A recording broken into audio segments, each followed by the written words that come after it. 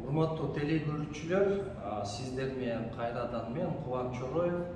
Биз бүгүн Санкт-Петербург шаарында мамлекеттик Эрмитажда Алтай Сибирь бөлүгүндө турабыз. Анан сиздердин көңүлүңүздөрдү бура кете турган нерсе ошол скиф эпохасы. Бул деген Алтайдагы скиф эпохасы 6 жана 5 кылым биздин эрага чейин. Демек бул 2600-2500 жыл мурунку ушул буюмдар деп айтсак болот. Бул буюмдар албетте буга чейин мен айттым, кыргыздар бул скифтердин хандарынын тикелей урпактары деп, эми биздин ошол ата тектерибиздин буюмдары деп айтсак болот да. Маселен, могул буюмдардан ошол 6 жана 5 кылымдарга тийиштүү биздин эрага чейинки биз көрсөк болот, кандай орнаменттеринен эле байкасак болот, биздин шырдактарда жана башка кыргыздын буюмдарында кездешкен орнаменттер да. Анан эң маанилүүсү могу жерде биз эр токумду көрүп атабыз да. Эр токум адам баласы атты үйрөткөндөн кийин эле шыр эле аны минген эмес. Тарыхта биринчи атты арабас үйрөткөн, андан кийин гана атты минүүгө үйрөткөн. Атты минүүдө биздин ата тектерибиз эң биринчилерден тарыхта болду деп айтсак болот. Албетте биринчи эч кандай эр токуму жок эле минген. Ал эми качан кыргыздардын ата тектерибиз ошол скифтердин доорунда атты эр токуму менен минген убактан баштап алар ошол үзөңгү жана башка эр токумдун буюмдарды жасагандан баштап алар ошол согуш маданиятын бийигирээк деңгээлде үйрөндү дагы. Ошол темир доордон баштап ошол Евразия континентин толугу менен контролго алууга жетишти да. Ошол эр токумдардын мындай эң биринчи эр токумдардын скиф доорундагы үлгүсү деп айтсак болот. Эми мындан тышкары бул жерде экспонаттардын арасында ошо жыгачтан да жасалган жазалгалар бар. Булардын бардыгы ошо скифтердин жана жаныбар стили деп айтып болот. Бул багы звериный стиль деп, скифская триада деп.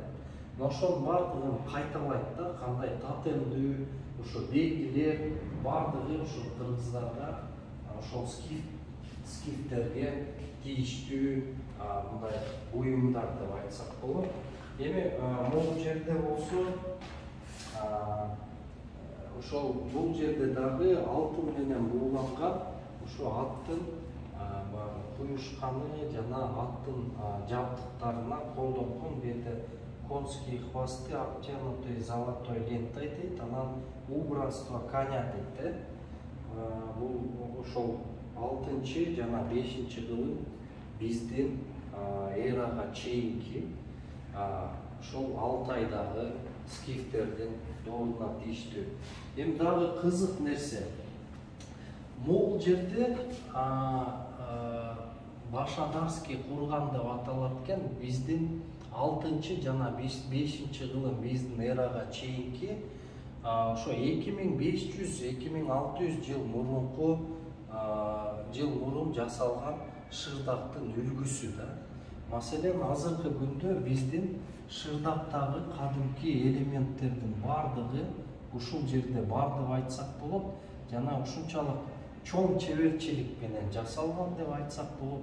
Ушул убакка чейин колдонулган боектору сакталып келип атат да. Мына биздин кыргыздын шырдагынын эң биринчи үлгүлөрү. Ушунчалык чоң чеберчилик менен жасалганы дагы мындай орусча айтканда плотность, шырдактын плотности жана буга колдонулган жүндүн дагы мындай өтө сапатынан көрсөк болот да.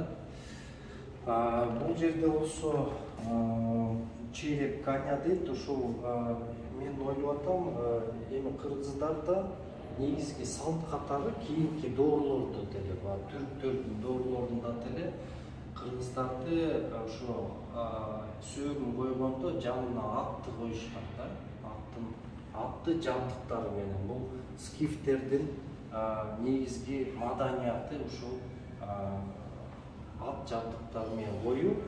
Бул эми бир эле скиф доорунда башталган эмес, бул деген бизде ошол мен буга чейин айтып өткөм, эң биринчи биз сынташта маданияты түштүк Уралда калыптанып келе жатканда эле ошондон баштап эле ат жаныбарын кыргыздар өтө мындай татымдуу, бийик туруп келген. Ошондуктан көрүстөргө ушу ат жаныбарын жабдыктар менен коюу ошол жактан башталат да. Бул жерде эми баягы древний текстиль деп атат, ошо Алтайдагы колдонуп келген текстиль материалдары бар экен. Анан баягы карасаңыздар, ошол багыштан мындай бугу маралдын элементтери бардык нерседе бар, бардык буюмдарда, шырдактан баштап башка бардык буюмдарда ушу кездешет да. Бул биздин урматтуу теле көрүүчүлөр, бул биздин тарых, бул биз сыймыктана турган кыргыз элинин өзүбүздүн тарыхыбыз. Ошондуктан мен ойлойм бүгүнкү материал сиздер үчүн пайдалуу болду деп. Анда эмесе кийинки көрүүлөргө чейин сак саламатта болуңуздар.